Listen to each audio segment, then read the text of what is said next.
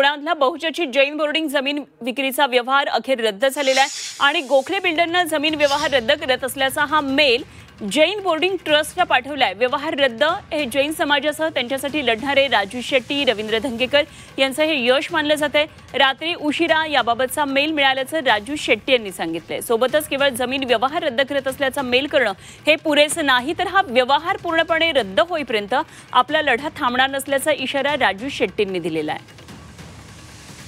आमचे प्रतिनिधी निलेश खरमरे सध्या पुण्यामधून आपल्या बरोबर आहेत। आपण थेट जाऊया निलेशकडे। निलेश, या संदर्भातला व्यवहार रद्द होणं जास्त गरजेचं आहे। याबाबत खरं तर झी24 तासनं बातमी आधी दाखवली होती। आपल्याबरोबर रवींद्र धंगेकर सध्या असल्याचं कळतंय। काय नेमकं त्यांची या संदर्भातली आता मागणी आहे? खरं तर रवी धंगेकर गेले 20 दिवसांपासून हा लढा देतात आणि आता हा मुद्दा जो आहे तो 230 कोटी हे जे पैसे आहेत किंवा व्यवहार आहे तो कशा पद्धतीने रद्द झाला पाहिजे या मागणीसाठी आता रवी धंगेकर आहेत ते पुढाकार घेणार आहेत। आपल्यासोबत धंगेकर साहेब, मामा 20 दिवसांना तुम्हाला यश आलंय असं वाटतं?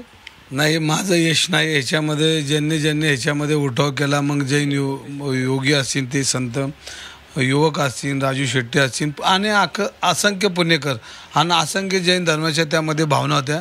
आणि प्रामुख्याने काल एकनाथ शिंदे साहेबांनी जे सांगितलं की मी 2 दिवसात तोडगा काढतो, तर हे सगळं त्यांचं यश आहे। आपण फक्त आपण पुणेकर आहोत आणि आपण रस्त्यावरचे कार्यकर्ते। आपल्याला यश अपयश हा आपल्या डिक्शनरीत नाही, आपल्या डिक्शनरीत लढणं आहे। आणि कालच म्हणलं आपण क्षत्रिय आहोत आणि क्षत्रिय लढल्याशिवाय राहत नाही आणि लढाई आपली थांबलेली नाही, लढाई आपली कायमच राहणार आहे। आणि या लढाईला कायम जोपर्यंत आपण या पृथ्वी तलावर आहे आणि जोपर्यंत आपले हातपाय चालतात तर विकृतांच्या विरोधात लढणं हे आपलं लढणंच आहे। तुम्ही म्हणलं की आता अध्याय पहिला संपला, अध्याय दुसरा सुरू होणार आहे, नेमकं ते काय? मग अध्याय पहिला अंक असा होता की ज्यावेळेला त्यांचा मेकअप साधा चेहऱ्यावरचा उतरलेला होता त्यावेळेला मी म्हणलं की पहिला अंक आता संपलेला आहे, दुसरा अंक चालू झाला। तर आज दुसऱ्या अंकात मेल आलेला आहे, म्हणजे तिसरा अंक होणार नाही याची दक्षता त्यांनी घेतली। तिसरा अंक त्यांनी जवळ आणला 1 तारखेनंतर, तर मग मला कोणी थांबू शकत नाही। काल शिंदे साहेबांनी मला सांगितलं की 2 दिवसात मी तोडगा निघेल। धंगेकरजी तुम्ही काय बोलू नका साहेब, मी बोलणार नाही। मग आता पण 230 कोटी रुपयांचं काय होणार? मग ते 230 कोटी रुपयांचं जरा सविस्तर माहिती घेणार आहे आणि ही अंक जरा मला हे 2 अंक संपू द्या। तिसऱ्या अंकात अजून शिल्लक आहेत, जोपर्यंत हे सगळ्या फडशा पाडत नाही तोपर्यंत कोणाला मी स्वस्त बसून देणार नाही।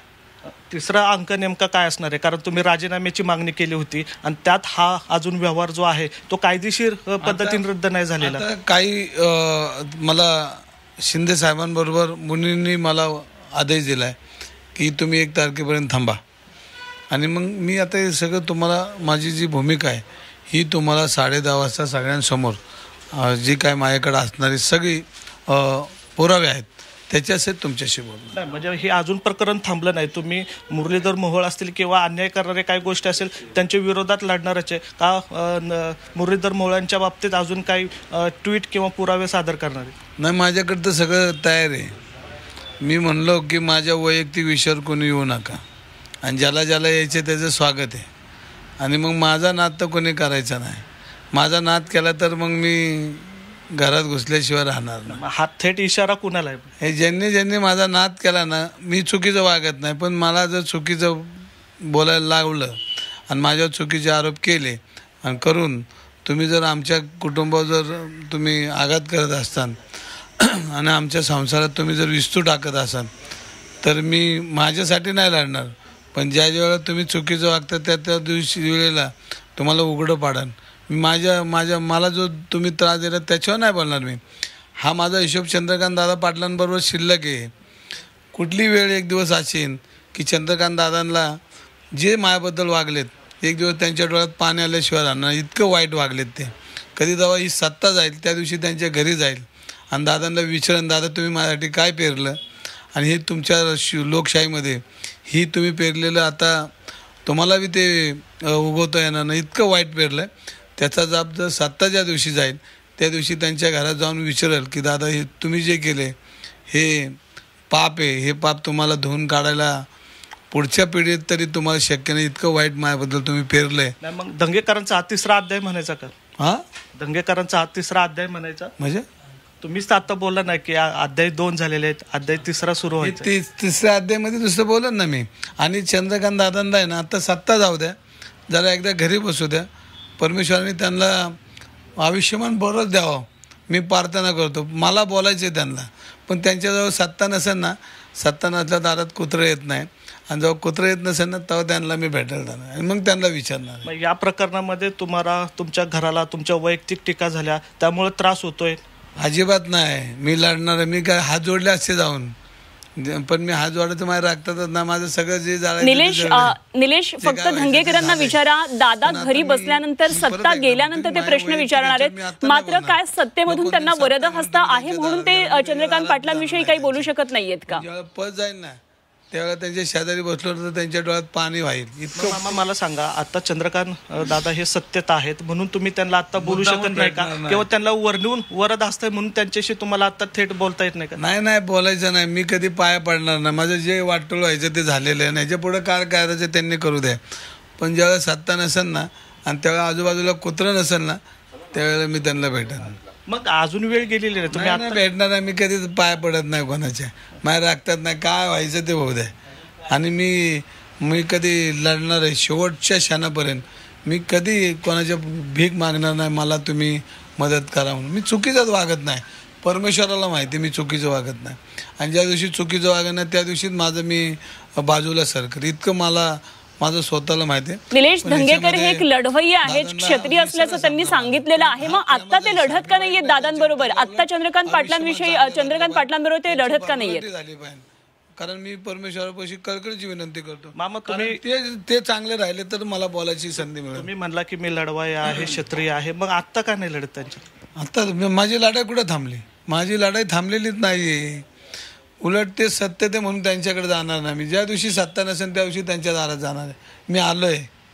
मग आता तुम्हाला एकनाथ शिंदे थांबवतात का, किंवा भाजपचे काय मोठे मंडळी थांबवतात का त्यांच्या विरोधात? मी कोणाचा ऐकत नाही. हा पहिला मुद्दा. शिंदे साहेबांनी मला आदेश दिला की 2 दिवस थांब, ह्याच्यामध्ये मी तोडगा काढतो. मी त्यांना मान देणं हे करतोय. मला योग्य बी म्हणले, त्याचाही मी तुम्हाला खुलासा मी 1-10:30 वाजता करतो. मग मला शेवटचा प्रश्न मामा, मग आता तुमची लढाई भाजप विरुद्ध आहे का पुण्यातील भाजपचे मुरलीधर मोहोळ किंवा चंद्रकांत पाटील यांच्या विरुद्ध आहे? अहो हा विषय आता माझा रवी धंगेकरचा राहिलाच ना. विषय जनतेचा आहे. लोकमान्य नगर शिल्लक आहे. लोकमान्य नगरचा आवाज मी फडणवीस साहेबांपर्यंत कसं चुकीचं आहे हा मी लोकमान्य नगरमधल्या लोकांचा आवाज पोहोचवणार आहे. आणि ही सगळी तयारी आहे. फक्त आता दुसरा अंक संपू द्या, तिसऱ्या अंकात येणार आहे मी. तिसऱ्या अंकामध्ये लोकमान्य नगर असेल आणि चंद्रकांत पाटील असेल असं म्हणायचं का तुम्हाला? हा इशाराच आहे का? नाही बघा, एखादी सत्ता जर आपल्या अन्याय करत असेल तर त्या सत्तेला आव्हान जर नाही दिलं तर आपण धंगेकर नाव कुठलं? सत्तेला आव्हान देणारच ना.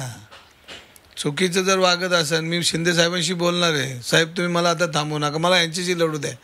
माझं काय जे वाईट व्हायचं ते होऊ द्या. आणि मी सांगतो की मी तर पिशवीत भरली. मला जे जाईल मी तुरुंगात जाऊन बसन, पण मी यांना सोडणार नाही. जे काय होईल ते होईल. मग तुमचं पुढचं टार्गेट चंद्रकांत पाटील आहेत का? नाही विकृतीवर तुम्ही लोकांवर अन्याय केला तर तुम्हाला सोडणार नाही. माझं जे झालं ते झालंय. तुम्ही कसं माझ्यावर अन्याय केला आहे ते मी शिंदे साहेबांशी बोलणार आहे. मी कधी तक्रार केली नाही, पण काल जेव्हा शिंदे साहेबांनी मला सांगितलं ग बसा, तर म्हटलं माझंही 4 गोष्टी तुम्हाला ऐकायला लागतील. त्यांनी कबूल केलं धंगे, पण 2 दिवस तुम्ही बोलू नका, ह्याच्यामध्ये मी तोडगा काढून देतो. त्यांचे मी मनापासून आभार मानतो. त्यांच्या वाणीत नाव एकनाथ सारखंच परमेश्वराने त्यांना वाणी दिली. आणि खरंच ते मला माऊलींच्या दर्शन झालं. मला म्हणलं की ह्याच्यामध्ये मी तोडगा काढून देतो. 2 दिवस थांबा, तुम्ही कोणाला काय बोलू नका. अध्याय तिसरा कधी सुरू होईल आणि तुमचे ट्विट कधी होईल? हे सगळं चालू आहे. हे थांबणारं नाही. मी थांबूच शकत नाही. राजकीय किंमत किती मोजायला लागली आणि माझ्या आयुष्यात मला किती त्रास झाला तरी मी कोणाच्या दारात मी माफी मागायला जाणार नाही किंवा मी पदर पसरणार नाही. हा पुणेकरांचा कार्यकर्ता आहे, लढणार. पण तुमच्या या भूमिकेमुळे महायुतीमध्ये वाद निर्माण होऊ शकतो पुण्यात. मी म्हणलो ना, माझी राजकीय किंमत किती मोजावी लागली तरी मी मोजले. माझ्या आयुष्यातलं स्वप्न होतं मी पुणेकरांच्या बाजूसाठी एकदा तरी विधानसभेत बोलेल. माझं स्वप्नच पूर्ण झालं आहे. मला पुणेकरांना जेवढे धन्यवाद देईन तेवढे कमी आहे, कारण मला या सर्वसामान्य कुटुंबातल्या कार्यकर्त्याला विधानसभेत मी पुणेकरांचे प्रश्न मांडले. अरे मला लय मिळलं. मी हॅप्पी आहे, कारण मी आयुष्यात ठरवतो की एक दिवस तरी जाईन. मला पुणेकरांनी पण आता तुमच्या बोलण्यात तर दिसतंय की तुम्ही आता पुढचा तिसरा अध्याय चंद्रकांत पाटलांवर सुरू करताय. नाही, विकृतीवर. आता गायवाळ राहिलेत ना आपले. गायवाल्यांचे पाठपुरावा करणारे सगळे लोकमान्य नगर वगैरे मला बोलावं लागेल. एकदा मी शिंदे साहेबांशी बोलणार आहे. ह्या प्रकरणात तुम्ही काय निर्णय घेणार आहे, काय ह्याच्यामध्ये तोडगा काढणार आहेत का नाही साहेब, तुम्हाला हे काढावं लागेल, नाहीतर माझं तोंड उत्तर बंद होणार नाही. मी त्यांना बोलणार आहे. पण अध्याय दुसरा अजून राहिलेला आहे. तुम्ही मुरलीधर मोहोळांचा राजीनाम्याची मागणी केली होती. दुसऱ्या अध्यायामध्ये जरा आमचं मंदिर तर येऊ द्या. मंदिर आलं की तिसरा अध्याय चालूच होणार आहे. पहिली रिकव्हरी तर होऊ द्या. एखादं जर चोरी झाली तर रिकव्हरी पहिली होती, मग नंतर पुढची कारवाई होती. रिकव्हरी तर होऊ द्या. बरं, तुम्ही आजचं जे आंदोलन उपोषण केलं होतं ते पुढं कंटिन्यू करणार आहे का? आणि 10:30 वाजता मी तिथले जे योगी आहेत त्यांच्याशी बोलणार आहे आणि माझा निर्णय लगेच घेणार आहे. ओके. अनुपमा, हे खरं तर सूचिक आपल्याला वक्तव्य म्हणता येईल, कारण रवींद्र धंगेकरांचा अध्याय तिसरा हा सुरू होणार असल्याचं त्यांनी या ठिकाणी सांगितलेलं आहे. मात्र त्यांचा जो रोख आहे तो जवळपास आता चंद्रकांत पाटलांकडे असल्याचं आपल्याला या ठिकाणी पाहायला मिळतोय. त्यामुळे आता येणाऱ्या काही काळांमध्ये, अर्थात म्हणजे ते 2 दिवसात राज्याचे उपमुख्यमंत्री एकनाथ शिंदे यांच्याशी बोलून हे ठरवणार आहे. त्यामुळे आता येणाऱ्या निवडणुकीच्या पार्श्वभूमीवर पुण्यामध्ये एक वेगळं चित्र पाहायला मिळणार आहे. खरं तर भाजपचे नेते असतील किंवा रवी धंगेकर असतील यांच्यात आता वाद हा अजूनही सुरू असल्याचा आता जवळपास आता निश्चित झालेला आहे. त्यामुळे आता रवींद्र धंगेकर चंद्रकांत पाटलांना नेमकं काय निशाणावर घेतात हे महत्त्वाचं असणार आहे. अर्थात त्यांनी या ठिकाणी लोकमान्य नगरचा जे पुनर्वसनाचा जो मुद्दा आहे तो त्यांनी या ठिकाणी एक प्रकारे सूचित केलेला आहे. त्यामुळे येणाऱ्या 2-3 दिवसामध्ये रवी धंगेकर नेमके काय भूमिका घेत आहे हे पाहणं महत्त्वाचं असणार आहे. मात्र हा वाद या ठिकाणी थांबलेला नाहीये. अध्याय तिसरा जो आहे तो या ठिकाणी रवी धंगेकर अगदी निलेश, आणि सगळ्यात महत्त्वाचं म्हणजे जेव्हा महानगरपालिकांच्या निवडणुका येतात त्याच तोंडावर जर पुणेकर नागरिकांच्या अशा समस्यांना रवींद्र धंगेकर हात घालत असतील आणि या निमित्तानं भाजपबरोबर मित्र पक्षाबरोबरच जर वाद ओढवून घेत असतील तर येणाऱ्या निवडणुका ह्या अत्यंत रंजक ठरणार आहेत आणि एका वेगळ्या टिपेला पोहोचतील अशी एकंदरीतच शक्यता या सध्याच्या सगळ्या चित्रावरून दिसतेय. धन्यवाद निलेश, दिलेल्या सगळ्या सविस्तर माहितीसाठी आणि केलेल्या चर्चेसाठी.